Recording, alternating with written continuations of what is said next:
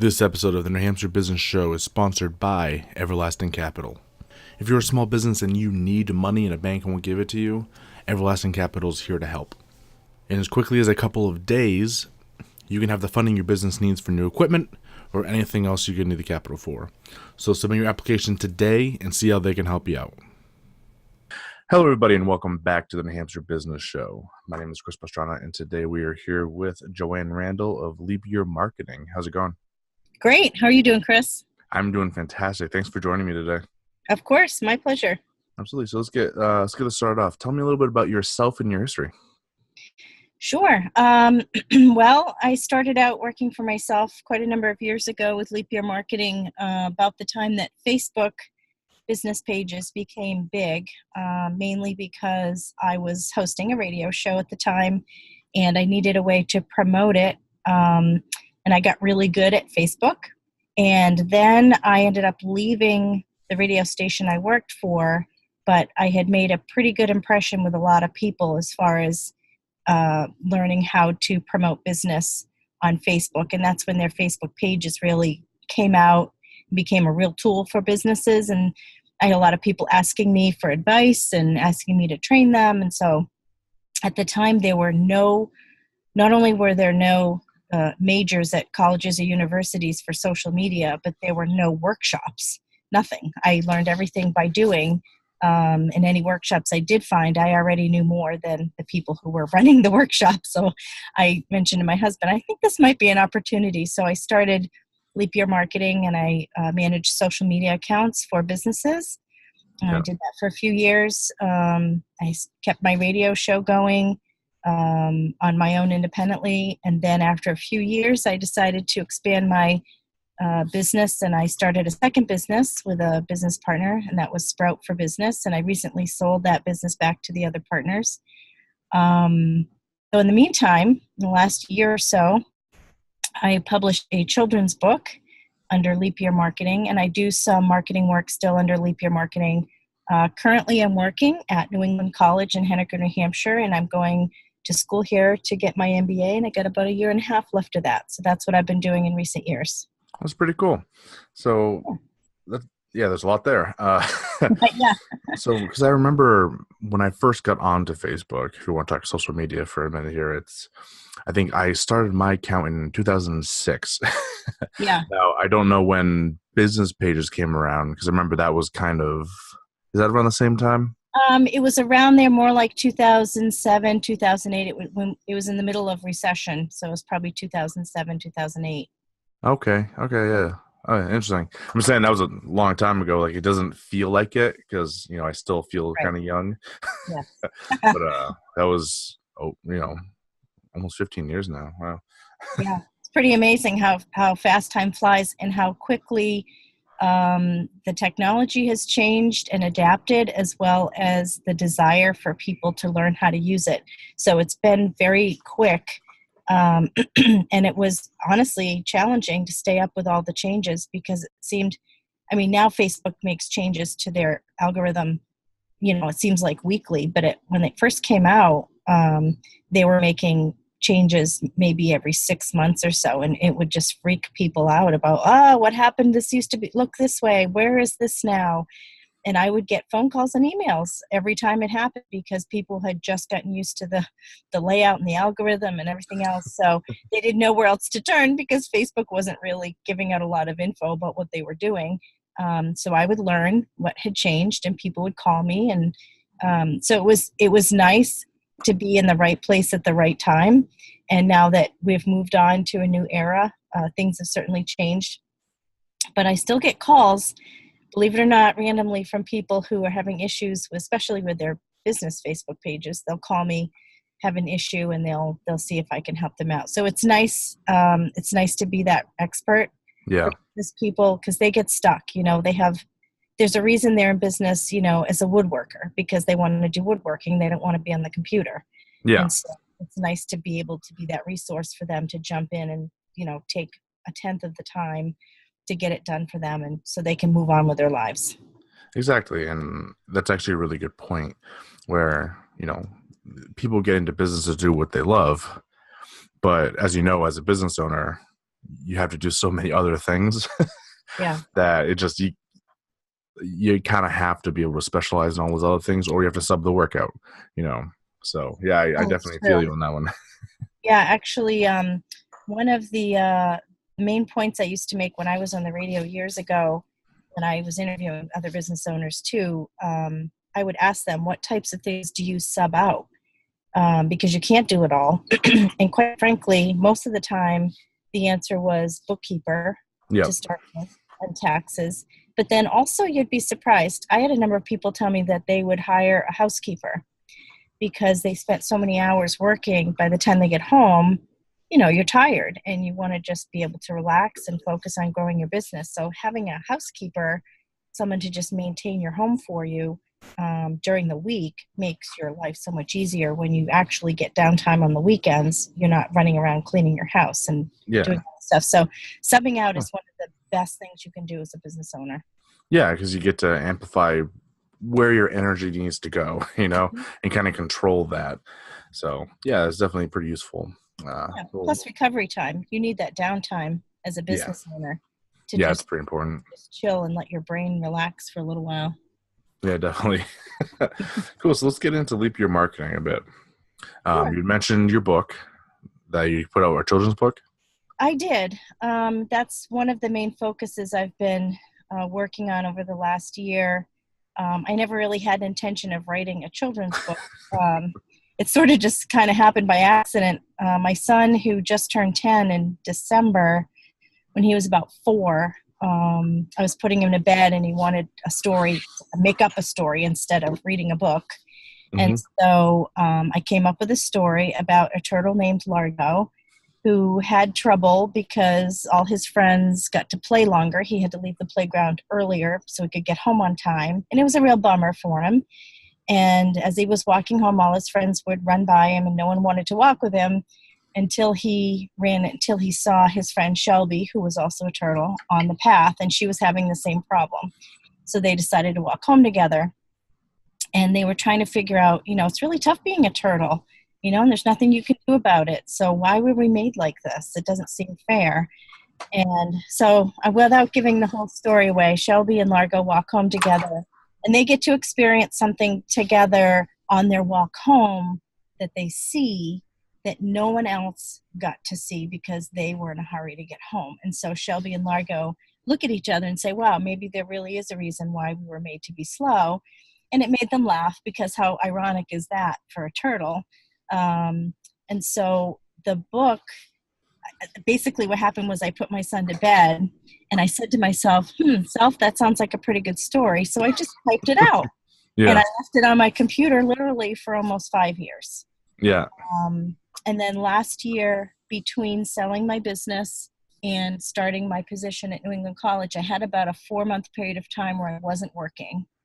So I decided to pull out the list of things that I wanted to do when I had time, and that was on it. So I pulled it out. Through a long process, I found an illustrator. His name is Jason McIntosh, 5D Creative out of Goffstown. He's amazing.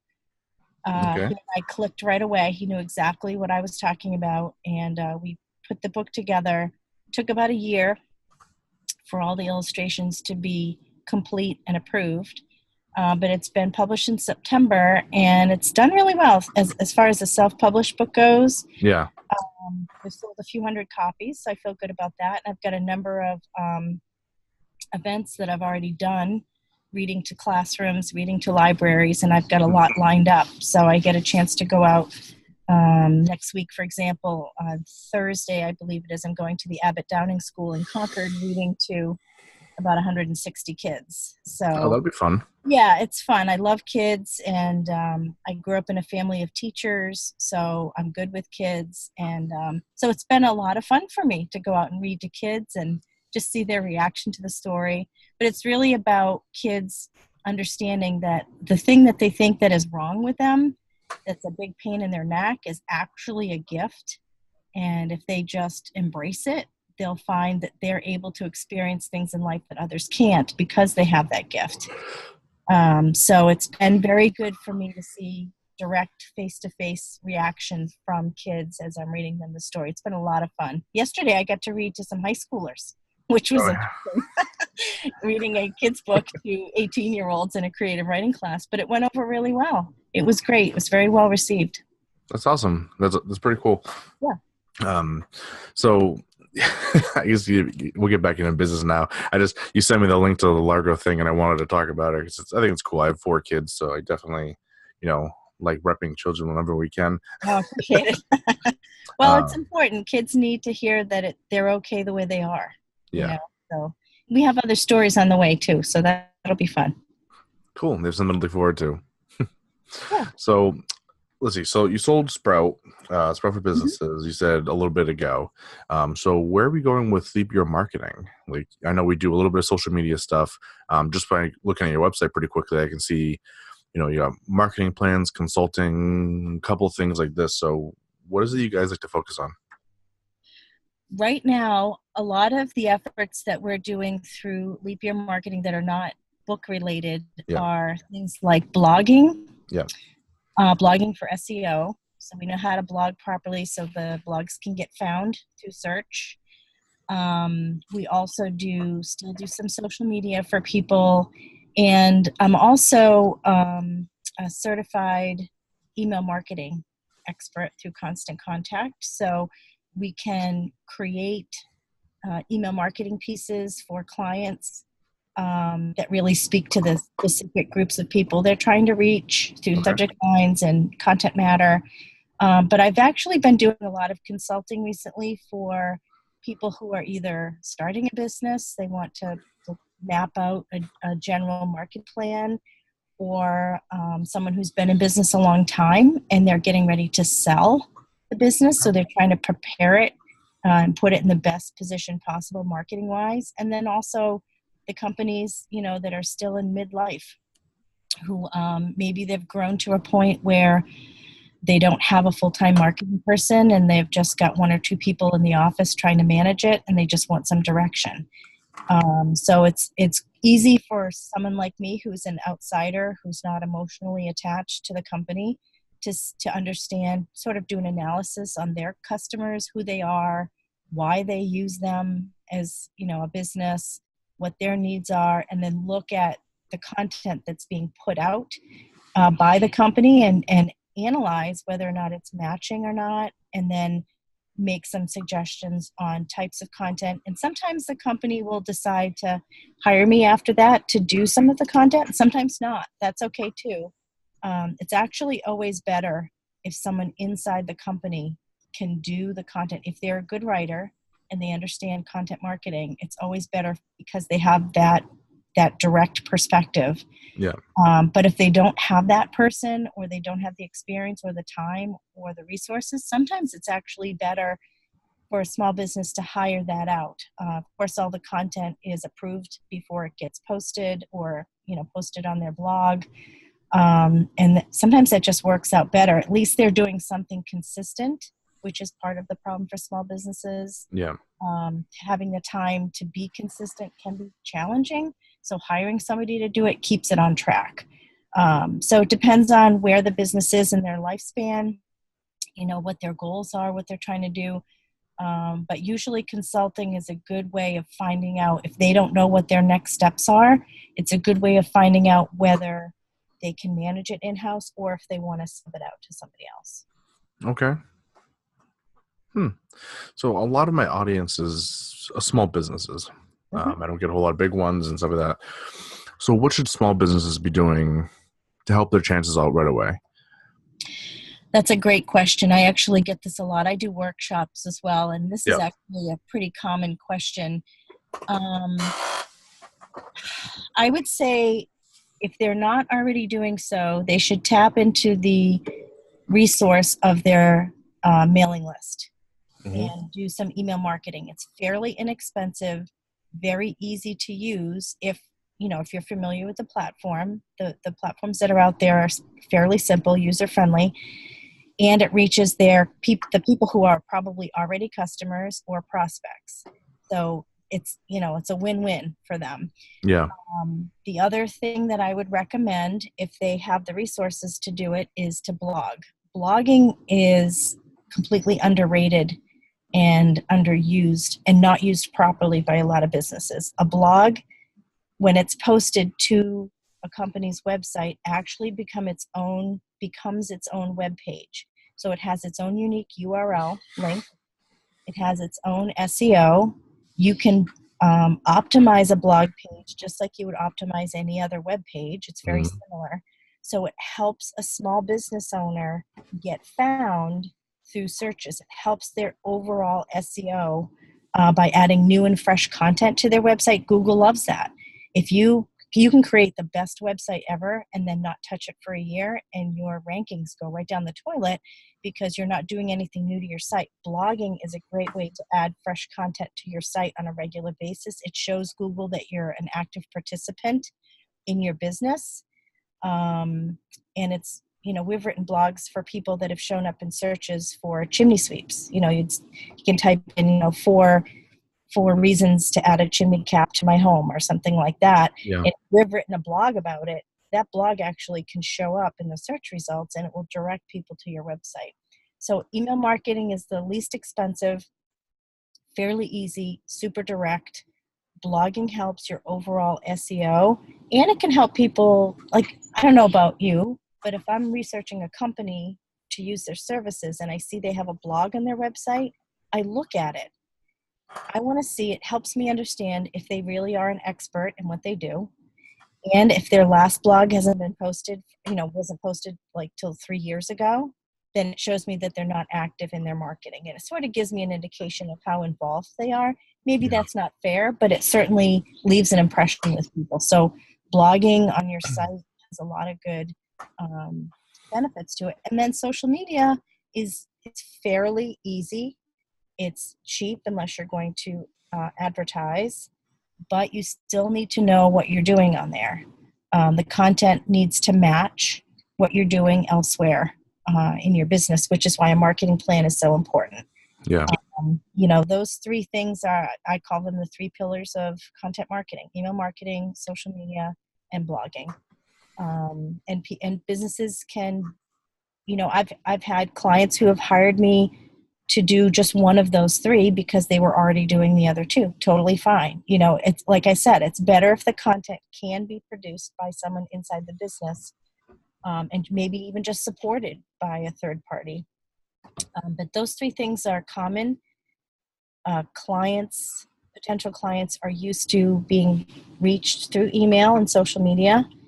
And blogging just is a good idea. It's a great way of promoting your brand voice through words on your website.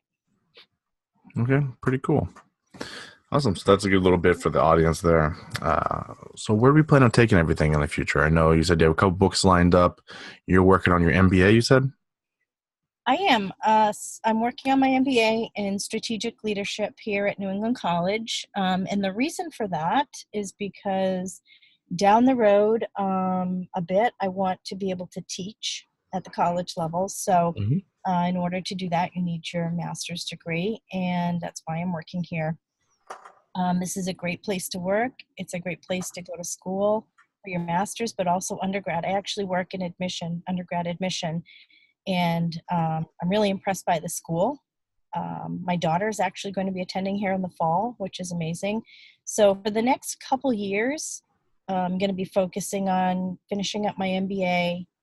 The next book will be on one of the characters from the Largo and Shelby book, Jack Rabbit. I already have it written, and the main hurdle, if you will, is figuring out if I want to self-publish again or if I want to try to get a publisher. Yeah. The publishing route is risky only because they don't always allow you to work with the same illustrator. And anyone who has seen the book knows that, the story's good and everything, but the illustrations make it come to life. It's really an amazing book. And so I'm not sure if I want to go with another illustrator. So I have to figure that out. Once I do, it'll probably take another year for that book to be published. That's what I've got going on for the next 2 or 3 years. Oh, that's pretty impressive. Yeah, so that's pretty much everything I had. Was there anything you wanted to share with the audience or go over before we head out?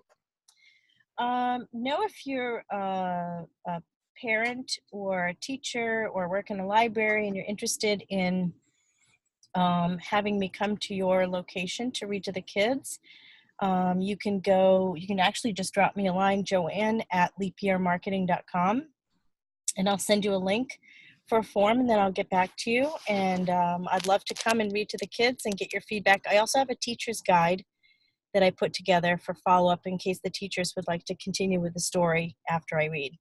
So that's really what we're focusing on right now. And I thank you so much for having me on here. I really appreciate it. Yeah, absolutely, anytime. And I'd love Great. to see you when the next one comes out. We'll have to do it again and you know talk about that next book. Absolutely. I'd love it. Okay. Well, you have a great day, and again, thank you for joining me. You as well. Thank you. And that's it, everybody. Thank you so much for listening. I hope everyone has a great day, and until next time.